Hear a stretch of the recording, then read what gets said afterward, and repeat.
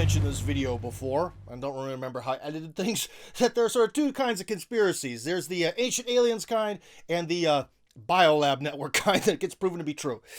So anyways, I'll give you the benefit of the doubt here. Could you tell us how, like, this ancient empire of Khazaria has led to the desire to create some sort of like super new greater Israel in Ukraine? What's going on with this here? And well, first off, who are these Khazar people anyways? To go just directly into your question, I think to some people, biolab networks sounded just as crazy as ancient alien theories, right? So, it's really what you're willing to consider or entertain comes out of your knowledge base, right? And how educated you are in any particular area, right? So to those with rudimentary familiarity of Khazarian history, as well as this particular tribe's modus operandi, the Zionists, that is, the theory of Khazarian roots of the present crisis doesn't really sound that implausible. But again, it depends on what knowledge set you're deriving your worldview, as well as your geopolitical assumptions from, right? So I think we have to understand that there's not only a geopolitical motivation here, because I think that's where a lot of people get hung up, but there's also an eschatological motivation, right? And for those of you listening who may not be familiar with that particular term, it's the understanding of the way all things culminate, right? It's a religious view, it's a metaphysical view. It's the understanding of this particular people group and their own destiny in human history, right? So the geopolitical manifestations are rooted in eschatological ideology, right? So it's an in-group manifestation that comes from this particular tribal affiliation and their worldview. So this is a very, very important distinction to make when we're looking at this, right? So to steelman your position from the question, I think you're saying basically it sounds crazy that a group of people would hold something against another group of people for like 1,000 years, right? So that's really not what I'm saying at all. I do think there are some people on the internet that may make that claim. I have come across them, as have you. But I think what I'm really saying is that the ancient empire of Khazaria is the single greatest achievement and test case for the realization of this particular in-group's eschatology up to that point in history. So what does that mean practically? It means that Jewish eschatology, rabbinic eschatology, holds that a day will come when the rabbis and their tribe, the Zionists, will rule over all non-Jews. So this is the goyim, as they talk about it within their own text, the goy or the goyim. And these are the non-Jews. So in Khazaria, this was exactly the case, according to all historians, both Arab sources, Byzantine sources, and Russian sources on this matter. The Jews ruled over non-Jews. They had a geographical land empire that existed specifically with this model in place, right?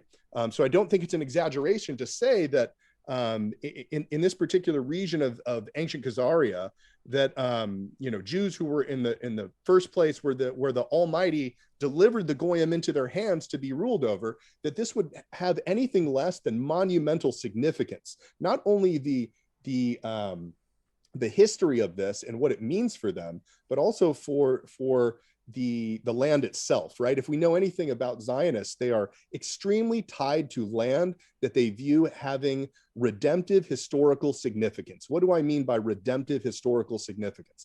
I mean, it's where their view is that the Almighty delivered them out of the hands of, let's say, the Persians in this case, and then delivered them into Khazaria, because that's where the original Khazars come from. They come from Persia, and prior to that, from the diaspora out of Jerusalem.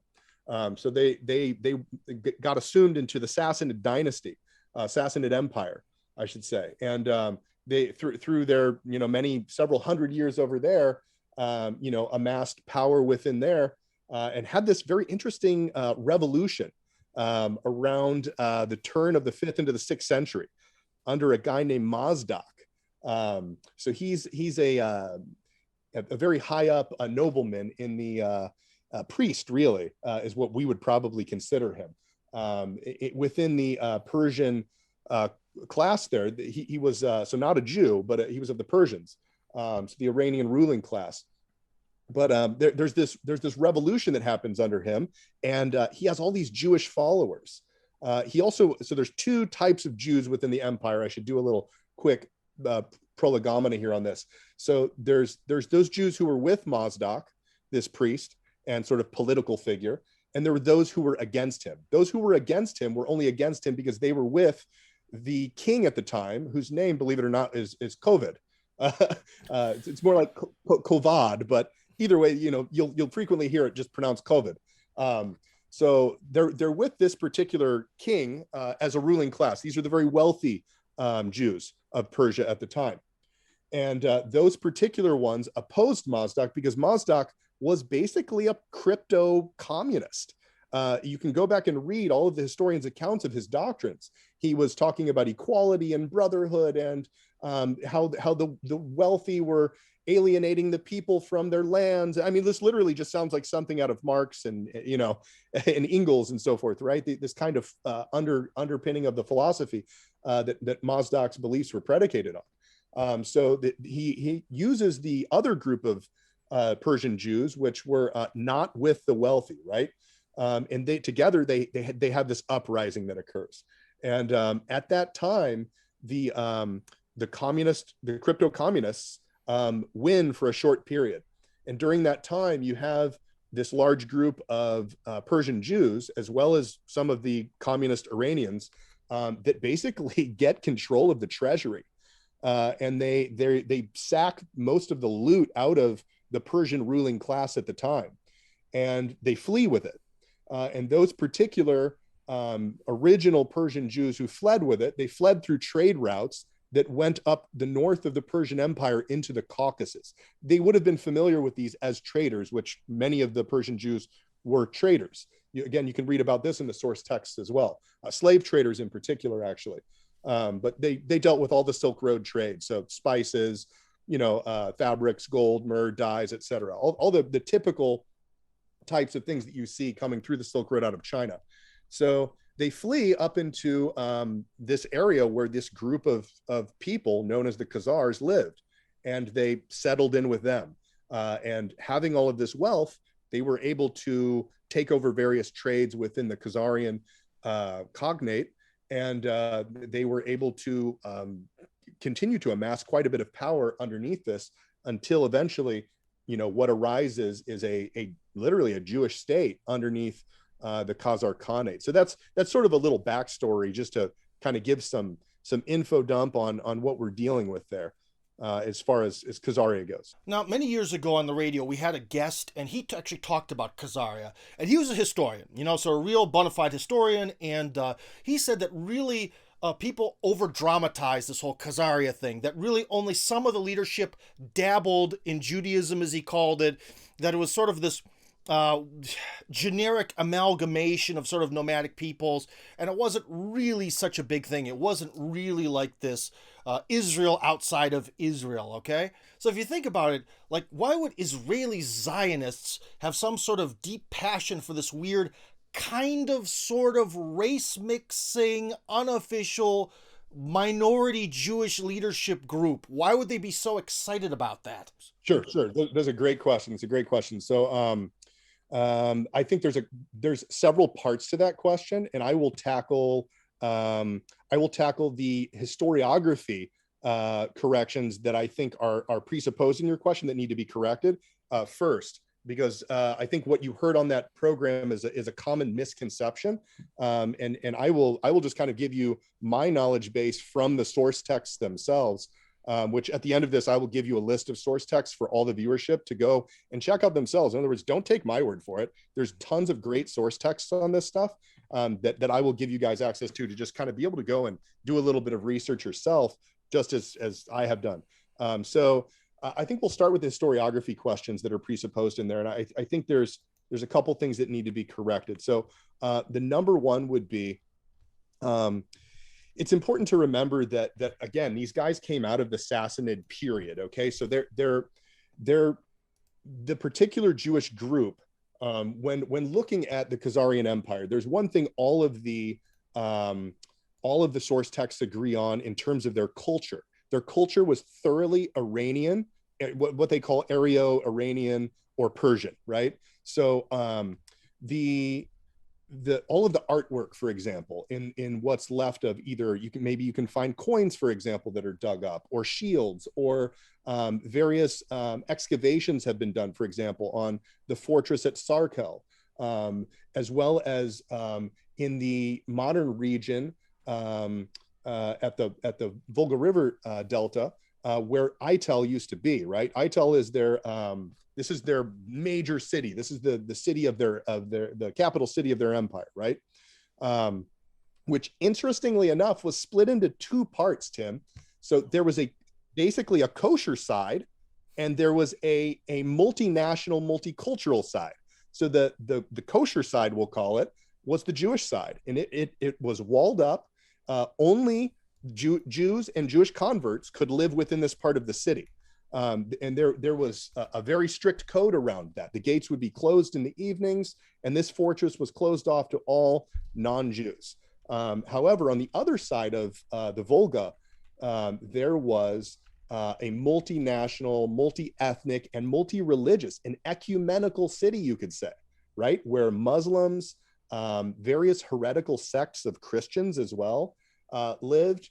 So you could find people like Manichaeans or other heretics that came out of, let's say, the Byzantine Empire, that were kind of being ran out of the Byzantine Empire. They might find themselves in this wealthy area of Khazaria known as Ital. And they could, it was a booming city. It was bustling in terms of the industries. So they could go and make money there, is the long story short. It's very metropolitan is what I'm trying to convey here. And that this other side of the city was where all of the trades and the vices would come. So that's where you would find prostitution. That's where you would find dishonest money lending. That's where you would find, could be, alcohol brewing and these kinds of, these kinds of things that would be considered more of an average sort of vice-based economy, right? Within the metropolis. So that's very interesting just to note as a side note. However, I think the more important thing to note about the Khanate itself is the structure of the Khanate under Khazarian rule. So in particular, post-Jewish Khazarian rule.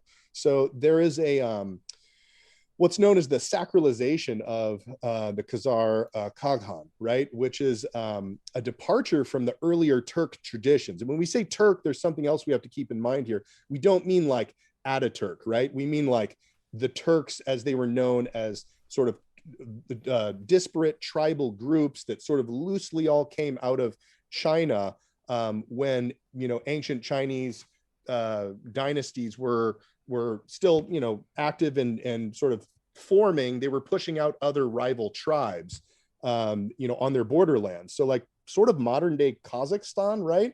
Kind of, let's say, Eastern Kazakhstan area is thought to be sort of the genesis of what these sort of Turkic tribes that make up the main bloodlines. So maybe like where Turkmenistan is, for example, that, we have groups of others known as Turks who speak, quote, Turkic languages, right, that are still there to this day.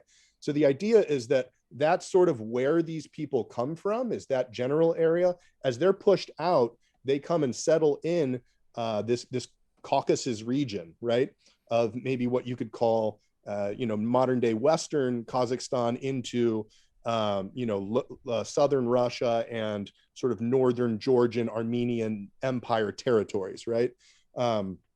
So what's interesting about the sacralization of the Kaghan, though, is that it is a dual kingship, right? Which departs from the Turkic tradition, in which there's generally one ruler, and goes towards an Iranian monarchic tradition where there's actually two rulers, right? So this is Iranian or Persian marker number 2, right? Within their overall construction. So we keep coming back to this like heavy Persian influence, right? And a lot of the scholars who talk about this in the literature really look to this as general proofs that the people who are turning this into a kingdom are heavily influenced by like intricacies of the Persian system that could only come from living there, from really being a part of this system, not just watching it from a distance.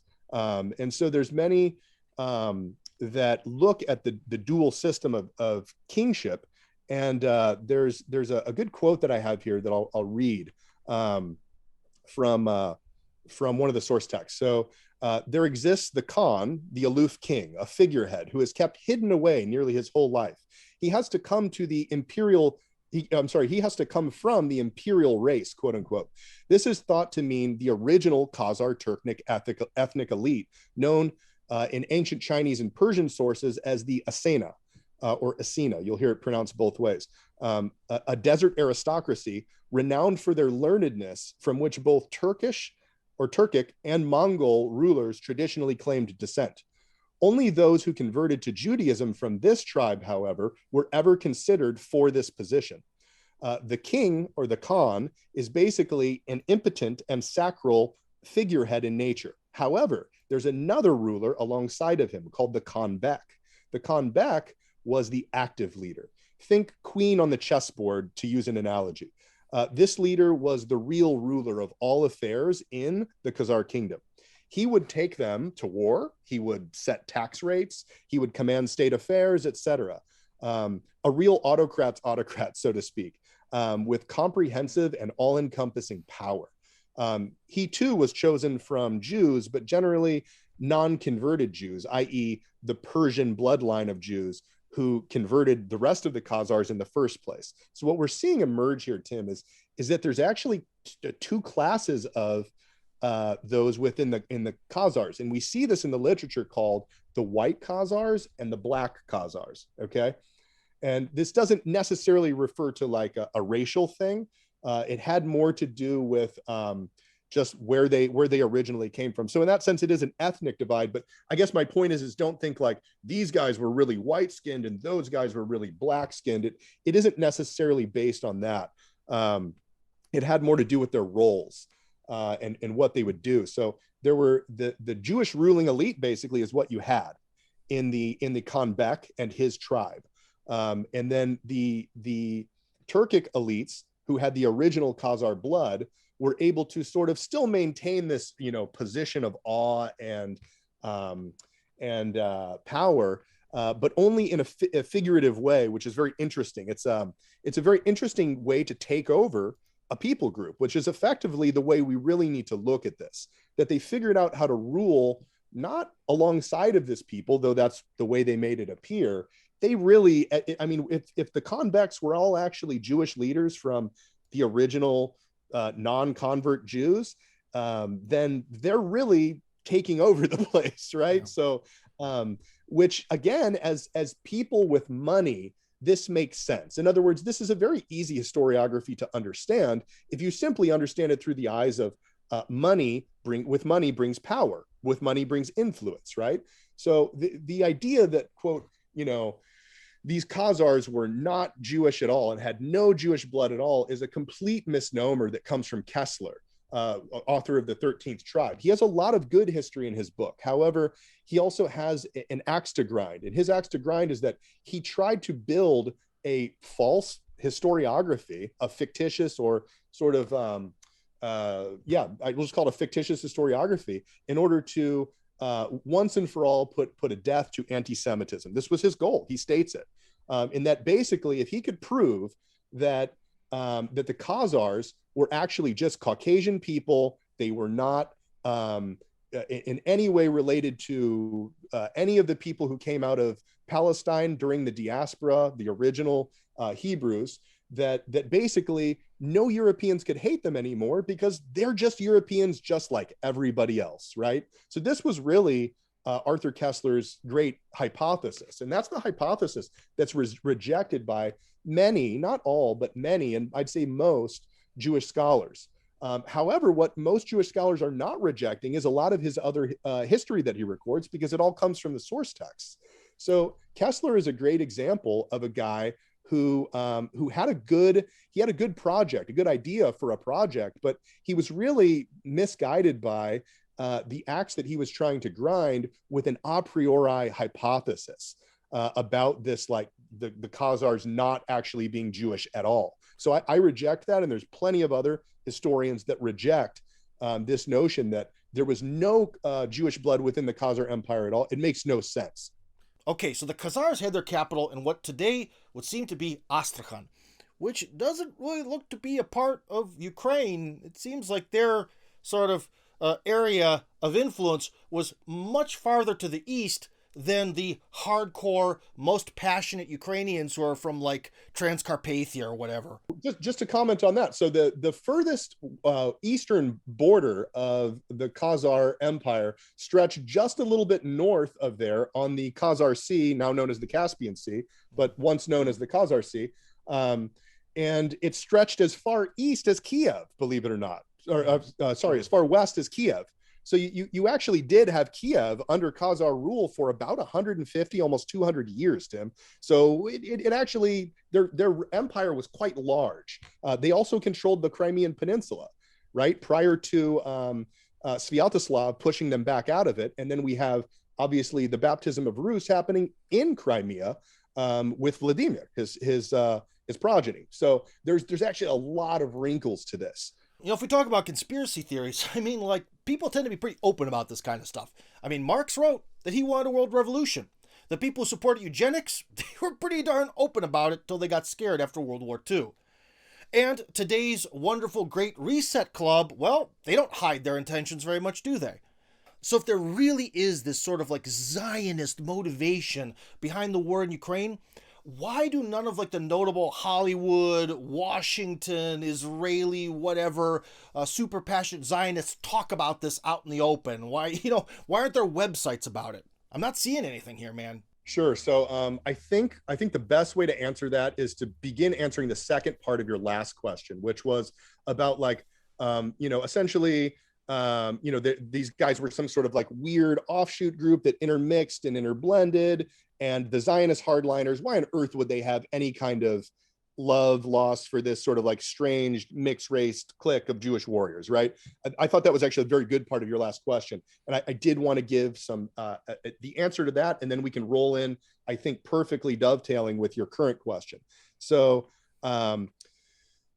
again, I think that question presupposes a historiography that there is this legitimate genetic group, right, known as Jews, and it can all sort of be like proven that they're like completely endogenous, meaning like interbred, and that there's this like pure bloodline that exists of like a quote Jewish gene or something, right? So the Khazarian, this particular Khazarian hypothesis that's espoused by a man named Erhan El-Hayek.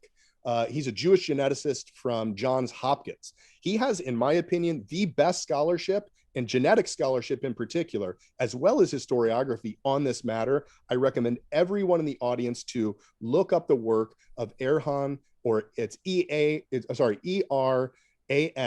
Erhan El-Hayek. So again, Johns Hopkins University, this guy's not a crackpot. He's published on Oxford University Publishing. If you guys know anything about that, that's really tough to get published on. So this guy's work is anything but a hack job. This guy is a scholar. So for him, in other words, the predominant historiography of modern Jewry says that the diaspora Jews have this direct genetic connection to ancient Judea, sort of a pure bloodline, right? That the diaspora Jews migrated into South Europe directly from ancient Judea. And this is where you get kind of the Rhineland hypothesis, as it's known, right? And that they made their way into Germany, maintaining these endogenous communities and bloodlines over the centuries, right? Again, Rhineland hypothesis. Those bloodline claims from a prominent part of the basis of the right to exist in the land now occupied and known as Israel, right? Like that actually forms the basis for the modern day claim to the land by the Zionists. So this is, if they're wrong about that really has some significant ramifications, right? So that historiography has been called into question by El-Hayek. So he has said that basically the modern diaspora Jews, the Ashkenazim as they're called, are in fact genetically linked, to be sure, to Jews all over the world, but that their shared ancestry is predominantly Iranian and Caucasian and not Middle Eastern per the say like Palestinian blood, but it would be Middle Eastern as far as Persia goes, right? And so like Caucasian, Central Asia, Persia. So in other words, European Jews or the Ashkenazim are not related to non-European Jews or Sephardim so much, at least in the tiny extent that they are. It's not what it was previously believed to be the relation, right? So his work is very interesting in that. So I had to cover that because that really answered that kind of like bloodline question you had from the last one about the Zionists. So to get into the next kind of greater Israel, heavenly Jerusalem, why are they not talking about Khazaria and these things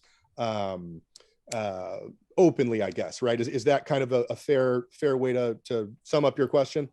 Kind of. I meant to say that people are very often blunt and open with their beliefs, especially when they feel like they're in a friendly audience. You see what I'm saying? So again, why do the Zionists never mention Khazaria? They don't seem to do it, man. Right. So that's definitely a good point. And I think that that's a common misunderstanding here, a common misnomer. I think all one needs to do is simply connect the dots. In other words, I would actually argue the opposite. I think that there are people talking about it. Either we're not listening or we're not connecting the dots. And in certain cases, we couldn't understand it even if they in the cases where they are saying it, because we don't speak Hebrew. So for example, they are speaking about this openly in Hebrew media. Some of that media gets translated online and a lot of it doesn't. So typical newspapers that float around Israel, those are in Hebrew, and a lot of them are never getting, there is no online version of some of these newspapers. However, I think we could just look at a guy like Zelensky, right? I mean, he's had some pretty famous statements as of recent. However, I also would say that I think we have to be careful not to think that, that the Jews are not communicating their interest in Ukraine, because they do. They just don't make announcements to the non-Jews or non-Zionists. So let's just call it the rest of the world, on your average nightly news channels, saying, hey, we're going to take over Ukraine, guys. Like, nobody's ever really that, even though WEF, right, World Economic Forum, isn't being that upfront, like, hey, we're actually, we own all of your politicians, they're in our pocket. They're like, no, we partner with them. They're our friends. They're adopting ESG scoring, and we think this is a wonderful thing because here's our propaganda, right? So I think that these guys aren't going to directly inform you of their plans in the Ukraine. However, they do communicate their desire for Ukraine through their actions, right? And I think that's what we can look at as kind of hardcore, evidences and general motives of credibility, right, for these claims. So I think, the audience has to connect the dots, really. And that would be, the real question is, like, why would they tell us directly of their plans, right? So in other words, like, we have to just look at, like, the oligarchs, for example. We can start with what it means to be a Ukrainian oligarch, right? Oligarchs in Russia are a little different than oligarchs in Ukraine. The oligarchy in the Ukraine is nearly exclusively Jewish. Like, yes, there's some Christian oligarchs down there as well, but if you look at the vast majority of the top 200 wealthiest people in Ukraine, just look at the last names. It'll tell you everything you need to know about who really runs the place in terms of who has the money, who has the influence. There's a scholar by a priest, actually. He's also a scholar, Father Matthew Raphael Johnson, PhD. He has a lot of these sourced out in a work that he put out many years back, entitled, I think it's something like Putin's Populism. Very good read, by the way. He's very pro-Russia, and he basically just outlines that these are just a different class of oligarchs when we're talking about oligarchs. These people were basically all associated with Western banking houses. Many of them had family in Western banking houses. It basically created a Ukrainian Jewish elite in the post-Soviet era. These guys were informed of sales of things prior to any public announcements. They were able to get all of the credit lined up through foreign and Western banking channels to literally just take the place over when the fall happened, right? So this is a kind of a different group of folks that come out of that era, right? And it's through those people specifically that we're seeing a lot of these moves being made, right? So the Kolomoiskys of the world, right? Like these are the kinds of folks that we're talking about. They're undoubtedly connected to the other globalists, like a Bernard Henry Levy, right? French Zionist, right? Who can be seen on the streets of Ukraine, being marched around by soldiers and so forth, right? These guys are all very well connected clique of folks who are running these kinds of things. And I think we have to acknowledge that, there are so many Zionist interests heavily invested in, and with the eye on the prize of the Ukraine, right? So jumping forward to sort of the modern era, why was a Jewish actor made president after the coup happens over the junta government, right? Following sort of the Western intelligence AstroTurf Maidan coup, you get a Jewish president, you get a Jewish prime minister, and you get all the Jewish oligarchs all poisoning themselves to try to take over all the industry in the East, right? In Donbass, where all these great industries are. They were all trying to piecemeal and sell this thing out like a garage sale. And what they didn't count on was two things. They didn't count on the success of Novorossiya and the how much resistance they could get out of 3 battalions of 200 men who said no, right? And then obviously that snowballs and has the snowball effect. And the second thing they didn't count on was how fast the currency would plummet, right? So when the currency plummets back then in the initial coup, you have a lot of instability that came much faster than I think these oligarchs anticipated. So they weren't able to do with the industry in the East what they had hoped to in terms of piecing it out and really just sort of building a golden parachute, as they crash and collapse the place with the help of the Western hand. So I think when we really look at a lot of these moves that are being made, I just think it seems pretty obvious to me that it's mostly just people sort of having this fear of maybe being called an anti-Semite or, a conspiracy theorist, and just want to believe sort of the narratives of the mainstream media that, oh, this is just an internal problem. There's this ground up, bottom up resistance that exists in the Ukraine and it's all legitimate. And, I think a lot of that is just fan fiction, And I think you'd probably agree on that last part that there was no real resistance. This was all astroturfed by Western intelligence. Hello, friends. We're having some technical difficulties, so this question is missing in terms of video, but I can ask it to Afanasy yet again. That's the power of editing. So, Afanasy, in terms of this grand conspiracy you speak of, what are your thoughts on President Zelensky himself?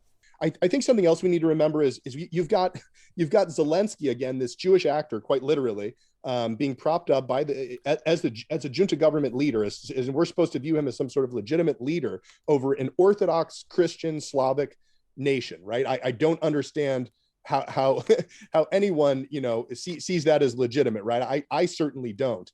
But I think that there's a couple comments by Zelensky that have been caught my ear over the last little bit. I think the number one was his comments about Ukraine becoming or poised to become a greater Israel, right?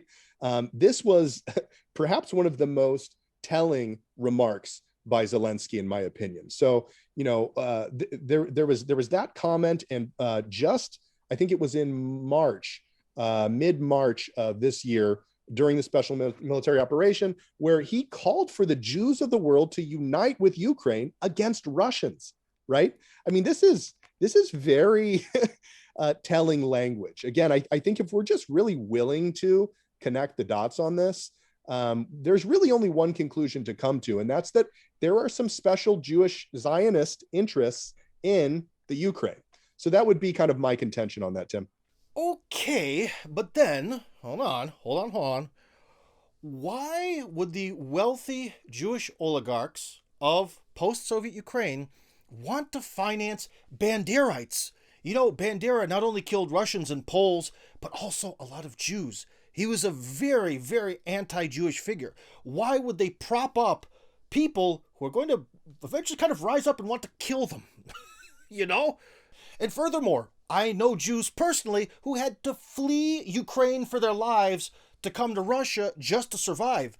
It's not exactly a Jewish-friendly environment all over that country right now. Right. So this is all a very, very good road to go down. I mean, we could practically do a whole podcast on just the oligarchs and their influence and sort of their various types of controlled opposition that they set up here in this in this current regime. I think that to answer your question, we will probably have to go into talking a little bit about some of the main actors here. So there's Taruta or Tarutai. You'll hear. I'm not really exactly sure how you pronounce his last name. There's Kolomoisky, and there's kind of their front guy for the Heavenly Jerusalem project, known as Igor Berkut, the Golden Eagle, right? Or Igor Gecko is actually his born name, I believe. This kind of clique, the cadre we're talking about here, they have very specific plans for what's going on, right? I'll say this to sort of talk about the first part of your question. I think there are a lot of different kinds of people who have fled for fear of their lives. I want to tread on this one carefully because obviously I do not know exhaustively all the different people who have left and all of the reasons for which they have left. And I have a lot of compassion for those who have had to leave their homes. As somebody who literally had to leave my home because of a Bolshevik takeover in America. Me too, brother. Me too. What I would analogously call, obviously, I'm speaking hyperbolically here, but I have compassion for people who have had to leave their homes and go elsewhere. So I'll tread lightly here. But I think that there were some who agree with the idea of an independent Ukraine, right? But simply didn't want to invest in, with their life, let's say, right? And some of those people left. So you have some supporters in Western Europe in particular who maybe are very pro-independent Ukraine, right? You have some who agree with the Russian side, right? Who have since come into Russia or perhaps even gone to, let's say, Georgia or Armenia for the time. I've met several of them when I've in my travels down there. Some very, very good conversations were born out of those meetings. I've been very enlightened by a lot of those people who I've gotten to talk to down there, Ukrainians who fled, that is. And I've met more who are actually pro-Russian than anti-Russian, interestingly enough. I did not expect that, but that did surprise me. So some agreed, obviously, with the Ukraine's side to begin with, but have since changed their tune as well, since they've seen the way that the war has played out, and they've seen the way that these battalions have gone about warfare. And there's actually one person that I met when we were in Armenia in particular that articulated this to me, that watching this war play out has really been the most telling thing for them. So I think there's also legitimate fear, that these groups of people who are, and I think it's very legitimate fear here, that are kind of tweaked in the head, these NATO Nazis, right? I don't call them neo-Nazis because they're not. There's nothing neo about the Nazis that are in the Ukraine. These are NATO handled, NATO trained descendants of World War II Nazis. We need to always remember this. The media has it all wrong, basically, and I think you'd agree with me on that, Tim. That there's this concept that there's this somehow this like resurgence of Nazism, neo-Nazism. Like, no, these people are actually the inheritors of World War II Nazism, right? You brought up the name Bandera, right? Like, for all of our listeners who are already familiar with him, this is all just a repeat for you. But for those who aren't, we're talking about an actual Nazi collaborator who was, rabidly seeking to establish this sort of independent Ukrainian Nazi state, basically, where the brand of fascism, ethno-fascism, that the German Nazis were bringing everywhere they went, would basically be set up in almost a Ukrainian fashion, right? A Ukrainian version of it would come to ancient Galicia, right? Like, this is sort of this was their narrative, right? Their historiography around it was very much, we've always been an independent people. And I'm not going to say there's no legitimate claims to say like the Galician area as an independent area. I actually think, again, to bring up a man who I'm very indebted to, Dr. Matthew Raphael Johnson, his book on Ukrainian nationalism is actually probably one of the best pieces ever written on this, in which he basically states a claim that there could be an organic call for a type of Ukrainian nationalism among ancient the sort of Galician area of what's now Western Ukraine, right? But that everything we see today is all fake. It's all false nationalism. None of it's real. They're not advocating for a Galician state. They're advocating for something that is far bigger than this. And it's basically, I think that Putin and other great thinkers like Dugin have nailed it on the head with this. What the culture they're trying to build in the modern Ukraine with their false nationalism is an anti-Russia. They're building an anti-Russian state. And to do that is totally ahistoric, right? If we know anything about the Russian Empire, we know anything about the rise of Kievan Rus. Like, there is no Kievan Rus without Kiev, right? Like, this doesn't exist. The peoples that were birthed, all of the Rusas that were birthed from the Russian cities, right, come from the mother city, which is Kiev. This is, the Crimean heart, right, so to speak, of the ancient Russian people. This is all. There's an integrity to it in the historiography that must be maintained. And any false historiography and false nationalism, I'm hearkening back to Prince Trubetskoy on this. For any of you who haven't read Trubetskoy, I'm big into the Slavophiles. I love to read them. If you have not read his On True and False Nationalism, it is a must read. Everyone must read that, because it more than anything shows all of the fallacies that are contained within the modern current nationalism, that brand of nationalism, we could say flavor of nationalism, that floats around in the Ukrainian circles right now. So to get back full circle, to sort of talk about these particular NATO Nazis, right?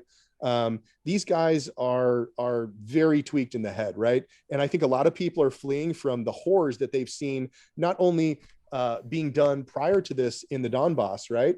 But also that they're seeing sort of being conducted even against average Ukrainian citizens who, are refusing to pick up arms and fight alongside of these cowards who are hiding in schools and hiding on playgrounds, right? And they're I think leaving with good reason, many of them, right?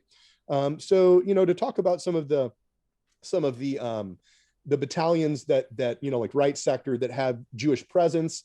I mean, I think you're dealing with a lot of very cobbled together and very well curated, a very well curated group of a very specific brand of fascism that falls under what I just talked about with the false nationalism. And all this comes from the CIA, right, handling the Banderites at the end of World War II. They gave them amnesty. They let them skate. None of them hung at Nuremberg. And this was all because they came to an agreement with the fledgling at the time, fledgling CIA, which was the ONI OSS, obviously. So when I say CIA, I'm speaking slightly anachronistically, or if I say Mossad here, I'm speaking slightly anachronistically. But really, all of that was handled under the auspices of MI5 at the time.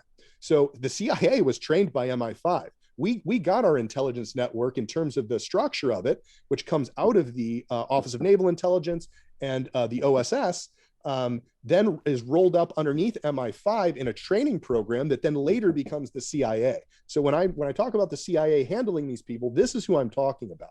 And when I talk about Mossad handling them, I'm talking about the proto-Israeli intelligence groups that were being formed under the MI5 at that time. You can read all about that with some basic Googling as well.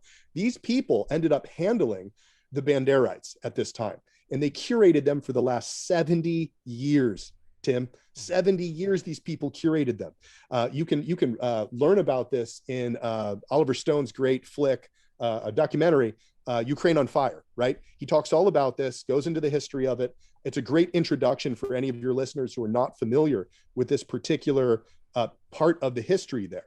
So the Jewish presence and the Zionist presence among the Banderites is very fascinating, because it's basically an agreement that they came to that their group would no longer be anti-Semitic, and that they would be allowed to fight for nationalism, et cetera, but that no anti-Semitism would be tolerated any longer. And the intelligence groups that curated them, again, these groups that I just outlined, came to this agreement with them. They agreed, and since that point, Anti-Semitism has been very low in that part of the Ukraine, but nonetheless, this brand of false nationalism and fascism has been flying high for 70 years, right? So this, in my opinion, explains the weird, almost seemingly contradictory presence of both Nazism as well as Jewish presence and Zionist presence there. So that's how I would actually put those two ideas together and explain them. Okay, so let's talk about Putin, again, from a conspiratorial angle. Now, if you look at a chart of who are the oligarchs of the 90s versus who are the really, really rich elite guys today, the proportion of Jewish gentlemen has definitely declined. Some might say it's on purpose. Some might have said that that's just worked out that way. Who knows? But also, in Syria, Putin has supported Assad, and Assad has been fighting against the Israeli occupation of sort of their side of the Golan Heights. So in some ways, Putin and Russia have been directly working with Syria, I guess, against Israel. But if we look at things in the greater picture, overall, Russia's had generally pretty good relations with Israel over the decades. In fact, Stalin kind of signed off on the existence of Israel. Let me put it this way to you, man. The Zionists in Israel have no problem with saying awful things about people they hate. Putin tends to stay out of their mouths. Why? That's a great question. So I think that something that they share is statesmanship, and that is a rare thing to this day. You will never really hear me speaking positively of the Zionists, as I don't believe a genocidal ethno-state should be allowed to exist, and especially not be funded, right? However, I will say this about the Israelis, is that when you actually watch the way they conduct themselves, I'd say it's basically Israel and Russia that have maintained the old world, we'll call it the French high culture level of diplomacy. You watch Putin, watch how he conducts himself. The man is a statesman of statesmen. I mean, he's the only thing left, in my opinion, of the old world statesmanship. So I think that naturally what you see between these two countries on paper, let's say, and in terms of public kind of PR, right? I think that what you see in terms of the PR is statesmanship. So I think a lot of what you're commenting on, I would simply note as statesmanship. However, I'd say where the rubber meets the road, Putin in the current geopolitical milieu is the only world leader crushing the aspirations of the Zionists on a regular basis. There is no one, in my opinion, and I challenge anyone to challenge this assertion. There is no one else who is crushing at every turn the aspirations of the Zionists, other than Russia, other than Putin. So you brought up the Golan Heights. That's a great example. It's the Russian MiGs that are pushing back the Israeli fighters on the Golan Heights Syrian border. It's not. There's nobody else doing it, right? So it's him. It's him who's pushing back against the, as he said, the rootless cosmopolitans. We know who he's talking about when he says that. That's straight out of Stalin. He's talking about Jewish oligarchs. This is not a mystery, right? So again, there's this idea that like you said, that they get along, and I think that on a level of statesmanship they do get along. However, I think practically speaking, if you watch the way Putin plays this, he's smashing their teeth out in their aspirations for a greater Israel, heavenly Jerusalem project in 5 Ukrainian oblasts, and he's pushing back on them in the Golan Heights, and there's no one else doing this. So this idea is more than just an idea. I think it's evidenced in the way that he practically relates to them on the geopolitical battlefield. Could you please elaborate by what you meant by "this is straight out of Stalin"? Right. So Stalin has that famous quote where he talks about the rootless cosmopolitans, right? That recently when Putin used that phrase, the Western media went nuts, right? And there was these headlines about Putin's, and it was like Haaretz put one out, I think, maybe New Times Israel or one of those put out one, like, this is blatant anti-Semitism, and this is hearkening back to Stalin's purges. And there were these great sensationalistic headlines that you and I would read and just get a kick out of, right? Like I love reading that stuff because it's just like, okay, here we go again, right? Like this should be good. And then of course you read this, and then you sort of see where they're coming from, and you're like, okay, so he's calling out some Jewish oligarchs in the Ukraine, like Kolomoisky and his clique, who are putting a whole group of Russian people at risk for some pennies, right? So they can make some money, so that their Zionist political aspirations can be met. All of these guys have dual citizenship as well. I'm sure you already know this, but in case some of your listeners don't know, when we're talking about these Ukrainian oligarchs, we're talking about guys who frequent Israel, who have Israeli passports. They're basically LARPing as Ukrainians. These guys are Israelis. We just need to be plain about that. Some of them have Cypriot passports, like I think Kolomoisky has 3, and I think Tartura has 3 as well, or Taruta. Sorry, I can never say his name correctly.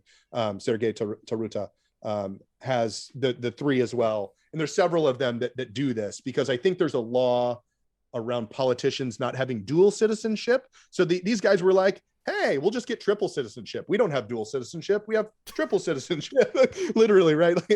So yeah, that would be kind of the way I would approach that. Okay, so what's going to happen to all these oligarchs who started this war that they're now destined to lose? Yeah, that's a really hard question to answer. Obviously, I don't have my crystal ball in front of me. Let's pretend I do, though, right? Honestly, just looking at it from a geopolitical chessboard angle here, I don't think there's many. I don't think Putin is leaving them with many options. So we just talked about Golan Heights, right? They're not going to be able to push to the north, okay? If they can't push to the north and expand, and they can't resettle in the 5 oblasts that they wanted to resettle in, from Odessa all the way up to Kharkiv, right? Then their options are kind of limited here, right? Because they'll be left with what's left of Kiev and then Dnieper, right? So they can have that, I guess.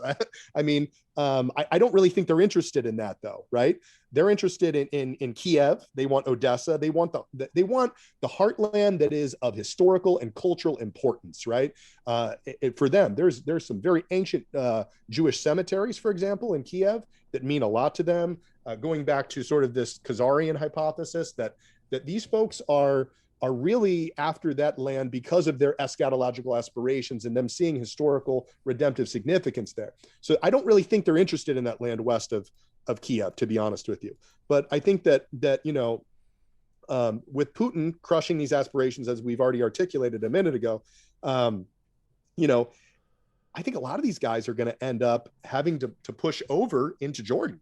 If I'm just looking at this on the chessboard, if you want to expand, you have basically one option, and that's to directly or indirectly to the east or the south of you escalate conflict and destabilize, right? This is the only plan. Just from a geopolitical angle, I don't see another. You got to destabilize the regions around you and subvert them, probably economically, right? And more than likely that would involve political tumult as well. And that you're going to create some sort of conflict, whether that's full-scale military conflict or not, or it's going to be, subversion coups like we saw, in Libya. I don't exactly know what their angle will be, but I think that that's their only hope to push either eastward or southward when you look at their own claims, because their claims are basically, I don't know if you guys know this, audience, but the Israeli flag, there's 2 blue stripes on it. Those blue stripes stand for 2 rivers. The rivers are the Nile and the Euphrates, okay? And they believe that their territory should be between the Nile and the Euphrates. Did you also know this? That the modern state of Israel, as it stands, has no borders. There are no defined borders to the modern state of Israel. It is ever expanding, right? Which is why they can claim the Golan Heights is theirs, which is why they can claim that, everything, let's say for 30 miles into Jordan is also now theirs. And then the West will somehow come along and back them up and say, yes, they have legitimacy to this and we back them, et cetera. They do this at every point. The US was backing them in the Golan Heights. Britain was as well. This is the constant drum that we see beat, right? So I think that that's what we're going to see. However, when it comes to the oligarchs, the second part of the question where you said the oligarchs and these others, well, I think if they're stupid enough to stay, they're going to go to jail again, right? Some of these guys have already been in jail.